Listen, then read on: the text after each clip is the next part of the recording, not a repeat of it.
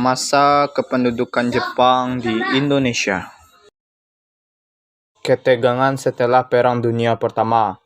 Pasca Perang Dunia Pertama, ketegangan dan ketidakpuasan di antara negara-negara pemenang dan kalah, terutama dengan ketidakpuasan Jerman terhadap ketentuan Perjanjian Versailles, membantu menciptakan atmosfer yang rentan terhadap konflik baru. Ekspansi imperial. Upaya ekspansi wilayah oleh negara-negara seperti Jerman, Italia, dan Jepang menciptakan ketegangan regional yang berpotensi memicu perang. Politik appeasement. Pendekatan politik appeasement itu oleh beberapa negara Eropa terhadap ambisi agresif Adolf Hitler di Jerman dan Benito Mussolini di Italia pada awal 1930-an memberi mereka lebih banyak ruang untuk bertindak agresif. Penyerangan Jepang ke Tiongkok. Serangan Jepang ke Tiongkok pada tahun 1937 memicu perang di Asia Timur, yang kemudian membawa Amerika Serikat ke konflik tersebut.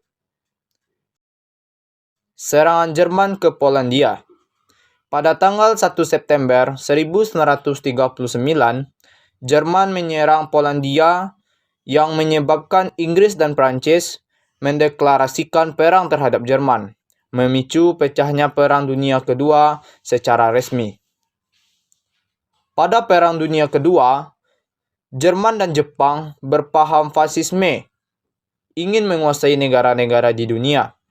Perang Dunia Kedua di Asia mulai pada 8 Desember 1941 saat tentara Jepang dari Nippon mendadak menyerang Pearl Harbor di Hawaii, pangkalan Angkatan Laut Amerika Serikat terbesar di Pasifik. Pasukan Jepang dipimpin Laksamana Yamamoto bergerak sangat cepat menuju selatan termasuk di Indonesia. Setelah Jepang menyerang Pearl Harbor, Gubernur Jenderal Hindia Belanda Aloysius Tjarda van Stackelberg mengumumkan perang dengan Jepang. Pasukan Jepang sejak awal berusaha menguasai Indonesia. Sejak pecahnya Perang Pasifik, alasannya Angkatan Perang Jepang dari Nippon membutuhkan minyak bumi dan bahan mentah lainnya dalam rangka memenuhi kebutuhan angkatan perangnya. Pada 10 Januari 1942, tentara Jepang telah mendarat di Tarakan, Kalimantan Timur. Kemudian disusul dengan penguasaan daerah Balikpapan, Pontianak, dan Banjarmasin. Daerah-daerah pertambangan minyak di Kalimantan dengan mudah dikuasai Jepang. Tentara Jepang bergerak ke Sumatera, menduduki Palembang pada 14 Februari 1942, sehingga makin mudah merebut Pulau Jawa. Tentara Jepang menjalankan siasat perangnya Kilat Bill Krieg untuk mewujudkan Imperium Asia Timur Raya. Dalam menghadapi ekspansi, Sekutu membentuk Abadacom Amerika, British, Dutch, Australian atau AMAN dengan markas di Lembang, Bandung. 1. Kebijakan ekonomi. Perang Jepang menguasai sumber-sumber bahan mentah dari berbagai wilayah Indonesia dengan tujuan untuk persiapan menghadapi Perang Asia Timur Raya. Wilayah-wilayah ekonomi yang sanggup memenuhi kebutuhan sendiri yang diberi nama lingkungan kemakmuran bersama Asia Timur merupakan wilayah yang masuk ke dalam struktur ekonomi yang direncanakan Jepang. kebiasaan self-sufficiency. Maksud kebijakan ini ialah wilayah-wilayah yang berada di bawah kekuasaannya harus dapat memenuhi kebutuhannya sendiri. Dampak negatifnya, kebijakan ini adalah terputusnya hubungan ekonomi antar daerah. Kebijakan kerja paksa atau Romusa. Kebijakan kerja paksa atau Romusa, rakyat Indonesia dipaksa membangun semua sarana perang yang ada di Indonesia tanpa diimbangi upah dan fasilitas hidup yang layak. Kebijakan memberi hormat ke arah matahari terbit dengan membungkukkan punggung dalam-dalam atau seikire ke arah matahari terbit. Dalam masyarakat Jepang, kaisar memiliki tempat tertinggi karena diyakini sebagai keturunan dewa matahari. Jepang berusaha menerapkan nilai-nilai kebudayaannya kepada bangsa Indonesia, tetapi mendapat pertentangan dari perlawanan dari masyarakat di Indonesia. Hal ini dikarenakan bangsa Indonesia hanya menyembah Sang Pencipta, yaitu Tuhan Yang Maha Esa.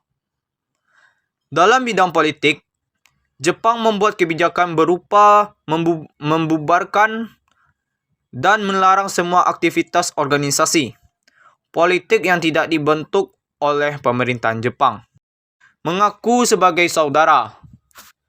Jepang menyatakan diri sebagai saudara Tu, sedangkan Indonesia sebagai saudara muda.